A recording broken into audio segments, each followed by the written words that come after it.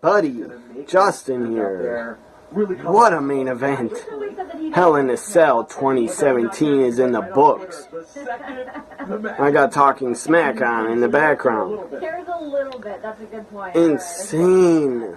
Alright, so we gotta bring on Insane. our guests here. We have joining us the new SmackDown Tag Team Champion, Shane McMahon. the Usos. I don't want to hear the Usos talk because they annoy me. Shane McMahon, you did it again. You crazy, crazy, crazy man. You did it again. And I loved what Sami Zayn did. Because that guy's been losing for like 2 straight years. About time they do something like this with him. And hopefully Zayn and Kevin Owens can become tag champs. Before I start my review, well, it's already started. What am I saying? A lot of the kickoff match I missed. I just saw the finish where Gable and Benjamin won. So Gable and Benjamin defeat the Hype Bros. Hype Bros lose again. Not shocking at all that the Hype Bros lose again. They need to break them up already because they're not going anywhere. So the kickoff, Gable, Benjamin, I saw the very end because I was watching the Packers against Cowboys. I love the Green Bay Packers. They're my team, so I have to watch them over the kickoff show when they're on later. So the kickoff, I got that prediction right that Gable and Benjamin would win. Now, before I start the pay-per-view review for the matches, one of my very good friends, I love this cat, wants to say hi. He's sleeping, so probably look angry. There he is. There's my Benny. He's probably mad. He's mad right now because I woke him up. Come on, Benny. Get in the camera. He's tired. I'm going to let him sleep. That's Benny. So anyways, now to the pay-per-view review. And I do not want to listen to the Usos talk. So they're muted on Talking Smack.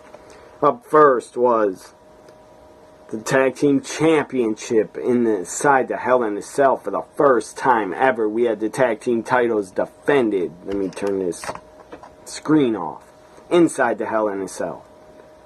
Usos challenging the New Day. Kofi was outside the cell because he wasn't allowed inside. It was Woods and Big E taking on the Usos for the tag titles inside the Hell in a Cell.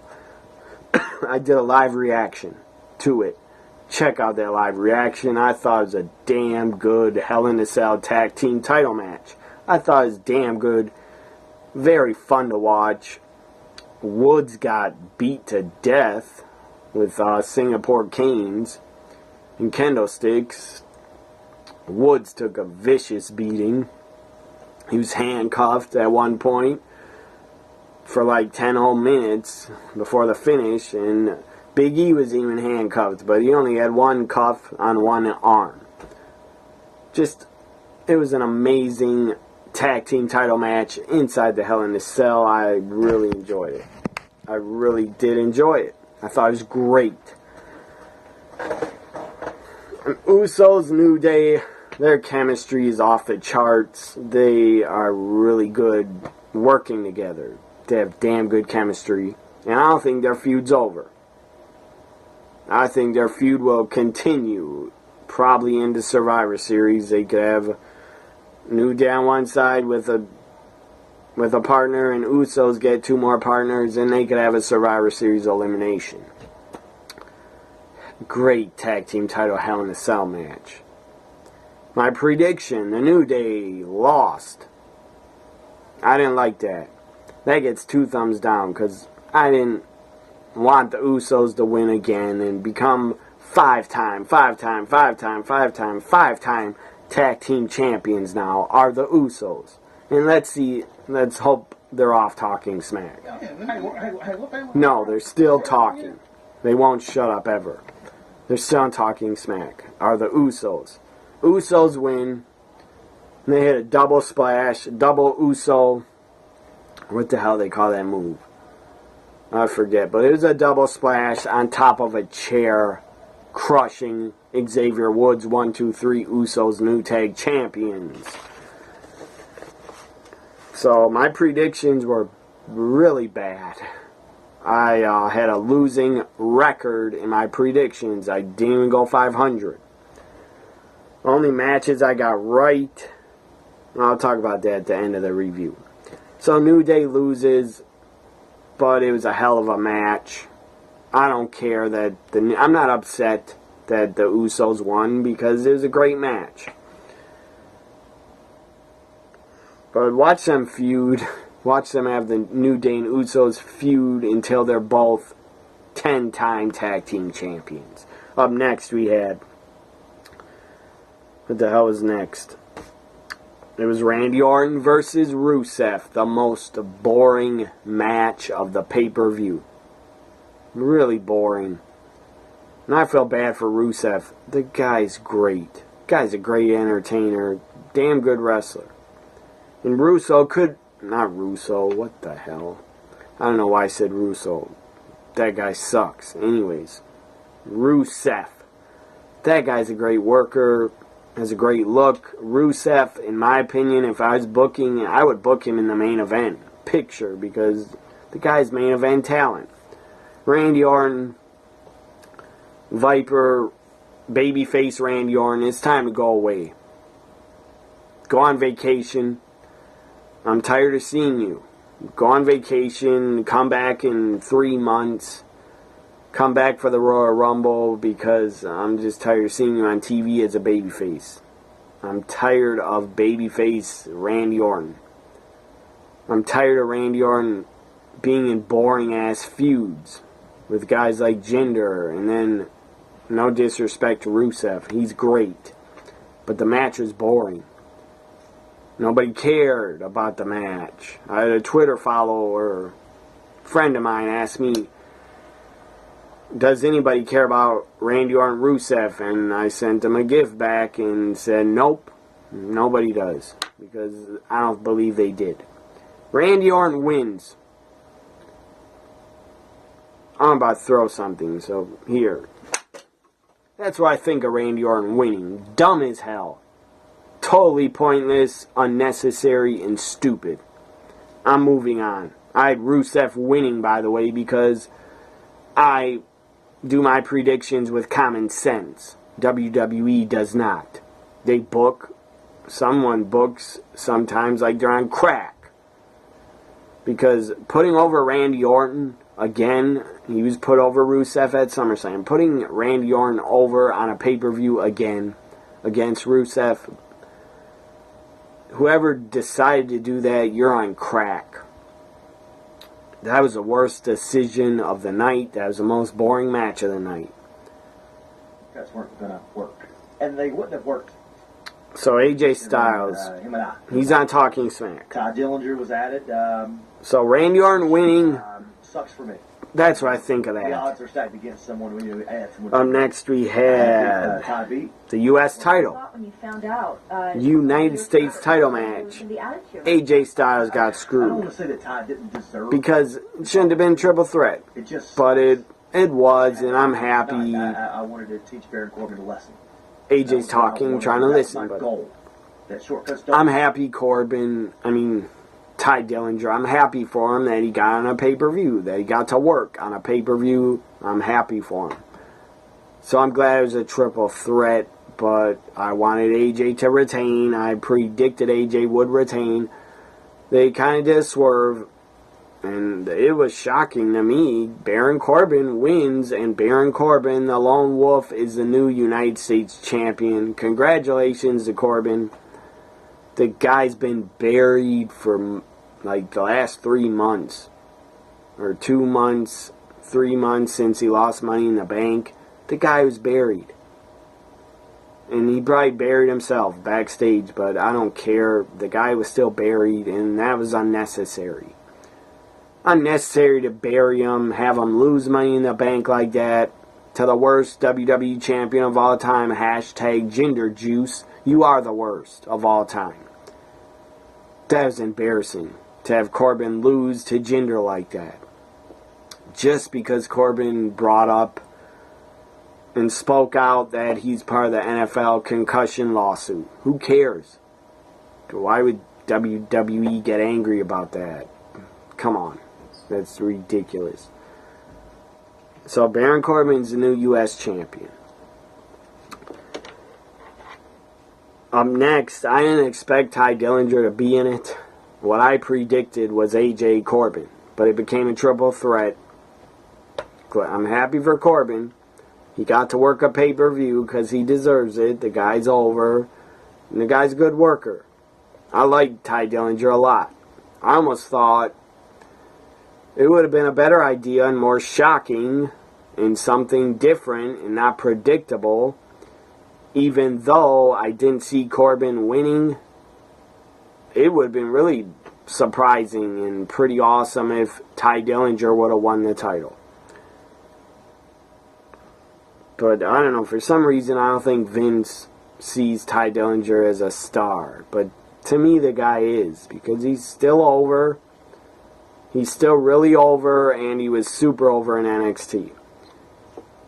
So Baron Corbin, it surprised me. It was pretty shocking. Corbin is the new U.S. champion. What's next? The Women's Championship. Natalya defending against Charlotte. And I called it.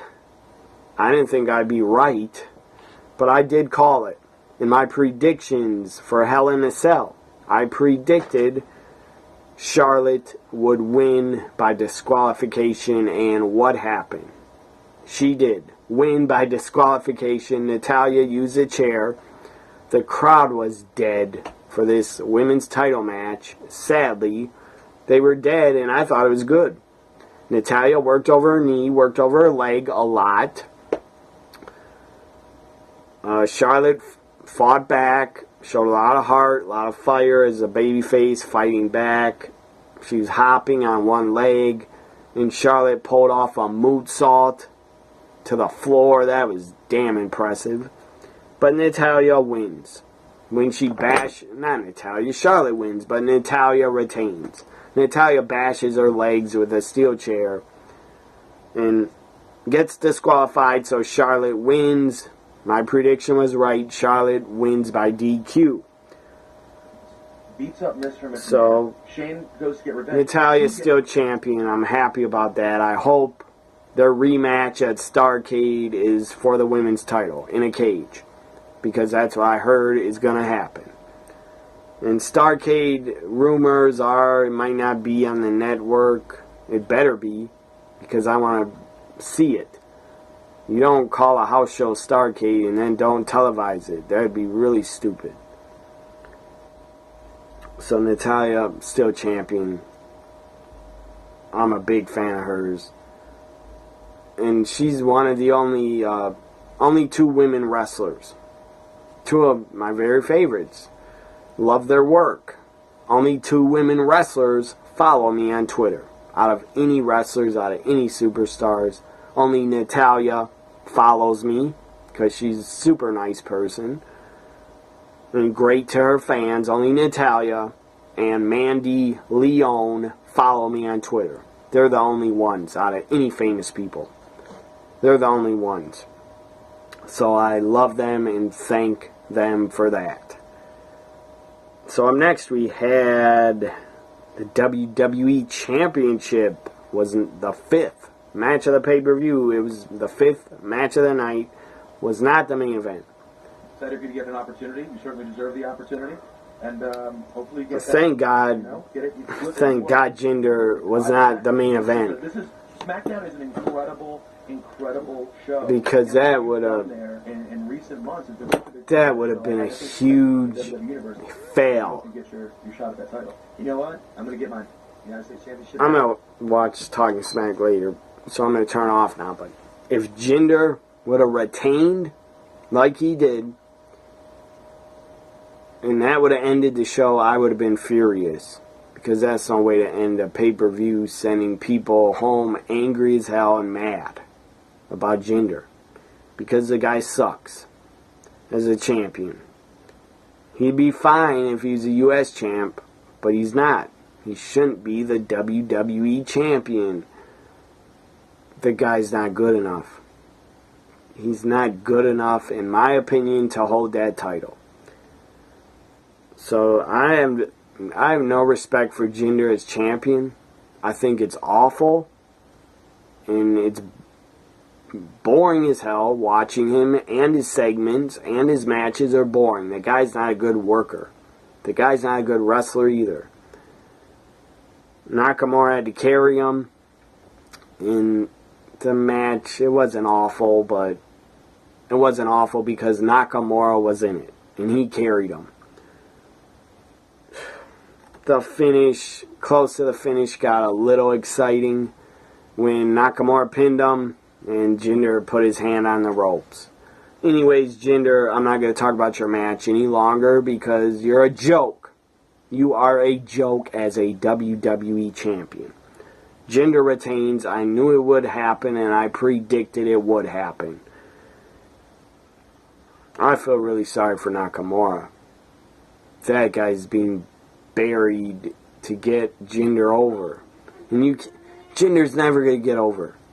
His promos are god-awful. He's god-awful. And he's god-awful champion. His stupid racist segments against Nakamura are pathetic and wrong. And what the hell else did I want to say? Oh, I forgot what I was going to say about... Oh yeah, Jinder. God-awful champion. Ratings are down on SmackDown, and the attendance is way down. SmackDown Live attendance is way down. Why do you think that is, Vince? I'll tell you. Because Jinder is your champion and face of SmackDown. And he shouldn't be. That's a joke. And Jinder's a joke as a champion. I guess I believe they're gonna keep the title on him until after the Indian tour. And then hopefully he loses before Royal Rumble. He better lose the title at Royal Rumble or something, because that guy is not, he's not championship material. He does not deserve to be in a WrestleMania main event as WWE champion. He's a joke. And Vince, your brain, you're losing it. You are losing it, man. If you think Jinder is a main eventer and that the fans want to see him. Fans don't boo him like crazy because he's a good heel. He's booed like crazy because he sucks. And everybody knows it. Jinder, as a wrestler, the guy might be as bad as Brutus the Barber Beefcake. And that guy sucked as a wrestler, in my opinion. I actually think Brutus the Barber Beefcake had a better character than Jinder. Because Jinder's character is supposed to be from India. The Maharaja stupid goddamn accent he puts on. The guy's born in Canada. He is a god-awful character. Worst character ever in wrestling is Jinder Mahal. Iron Sheik, at least, that guy was over as a heel. And had a better character. Because he would say on the mic, Iran number one, USA, pooh. That was funny shit. Jinder's not funny. The guy's character is just a racist, weak-ass, boring-ass champion. And I'm not saying the Jinder in real life's racist. I doubt it. But his character's racist, in my opinion. And we don't need to see racism in wrestling storylines or promos in 2017. We don't need to hear that shit. I don't want to see that shit in wrestling. There's no place for racism in wrestling. There's no place for... This is common sense, but maybe some retards watching this think it's okay to have racism in wrestling. It's not okay. And if you think that, you're wrong and you're racist. There's also no place in society for white supremacists or KKK. There's no place for them. They don't deserve to peacefully protest. Every time they try to protest, they deserve to be beat the fuck down. So they never want to protest again. So Jinder, I hate your character. And I hate you as a WWE champion. So, Jinder, you're a joke. Up next we had... What the hell is next? Bobby Roode. Bobby Roode and his glorious, I thought it was glorious, his glorious pay-per-view debut for SmackDown Live. Bobby Roode, Dolph Ziggler. Ziggler really made me laugh from his entrance. He came out and it was funny as hell. Ziggler comes out to a dark stage. No, excuse me, I belched. No theme music, no Titantron video, just darkness. Comes out to silence. That was great by Ziggler. I don't know who thought of that, but that was a great idea. Because Ziggler was promoting on Twitter, he's going to have an epic entrance, and then it was nothing. It was damn funny. Ziggler has great heat. The guy's really good heat. I don't know if he's leaving soon, but he's got pretty damn good heat as a heel. And Ziggler's been doing damn good work the past 2 months. Bobby Roode wins at a good match. Bobby Roode wins. And then zigzag out of nowhere by Dolph. But Bobby Roode wins, and it was a glorious debut until he got hit with zigzag. So now the main event. Kevin Owens, Shane McMahon. I did a live reaction to it. Check it out in my live reactions playlist. Shane McMahon, Kevin Owens live reaction. Check that video out. I loved it. I loved the match. Once Kevin Owens went through the table inside the cell, once he did that, the match was awesome. From the broken table that Kevin Owens went through, from that very moment, the entire match I loved. Shane cuts the chain off with the bolt cutters. They go to the outside. Shane gets picked up and driven into the steel door. Balls first up against the steel door. That had to hurt. I hope he had a cup on. Anyway, Shane McMahon's kids are at ringside in the front row with his wife. And again, what are you thinking, Shane? Why'd you let them at ringside to watch you take that cage bump again off the top of the roof? I did a live reaction, so I'm not going to talk about this match long. But from the broken table spot Kevin Owens took, I loved it from that second after he broke through the table. Then the entire match after that I loved. Owens went up to the top of the roof. Shane followed him. They were fighting on top of the roof for like 10 minutes.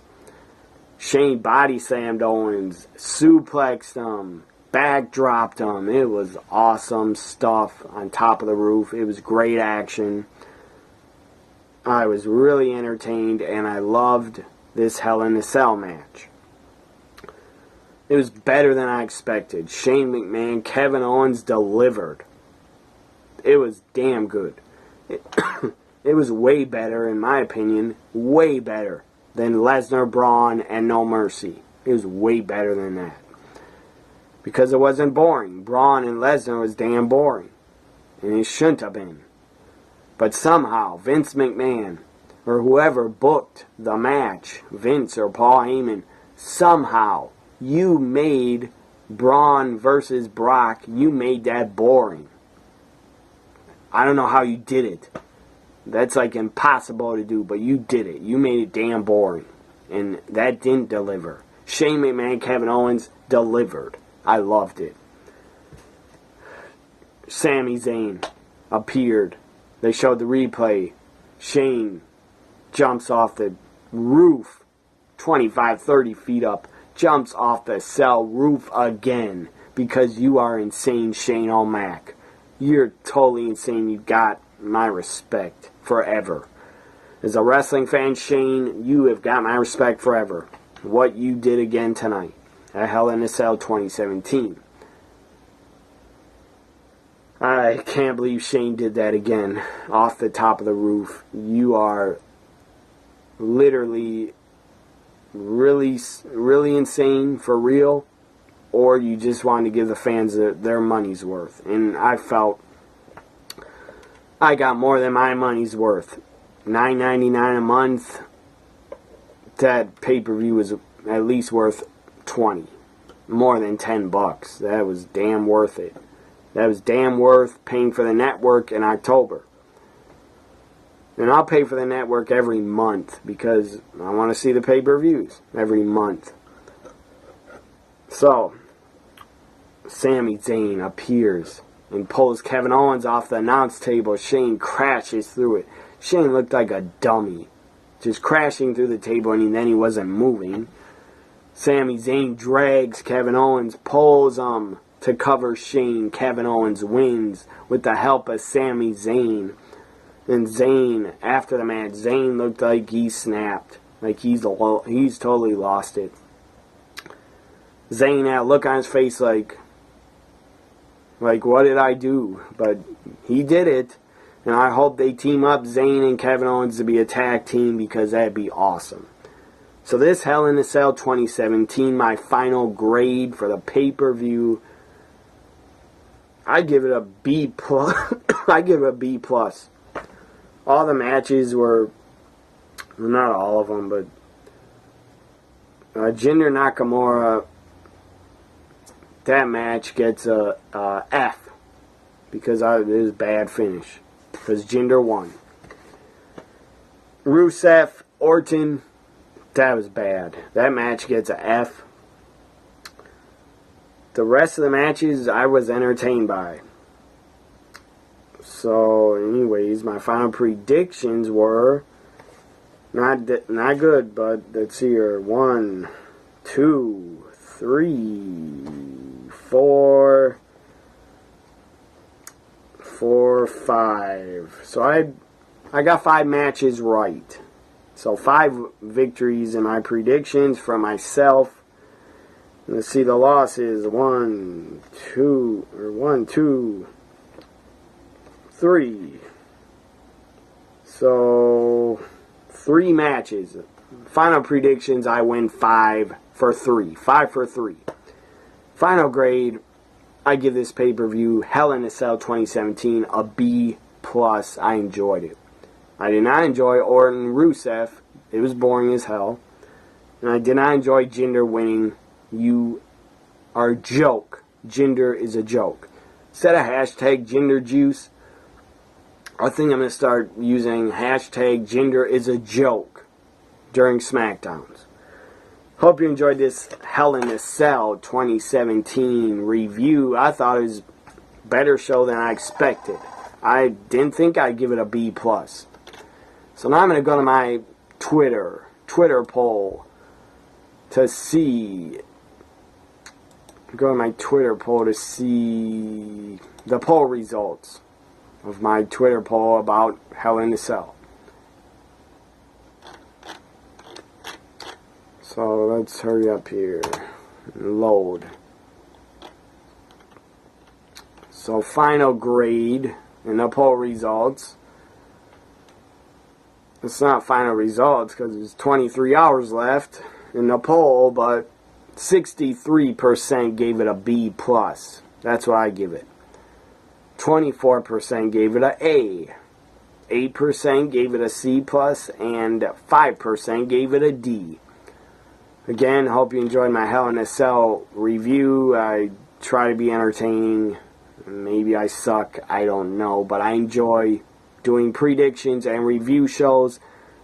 So no matter how many views I have, I will still keep doing them because I love WWE and I love pro wrestling. So bye for now, everybody.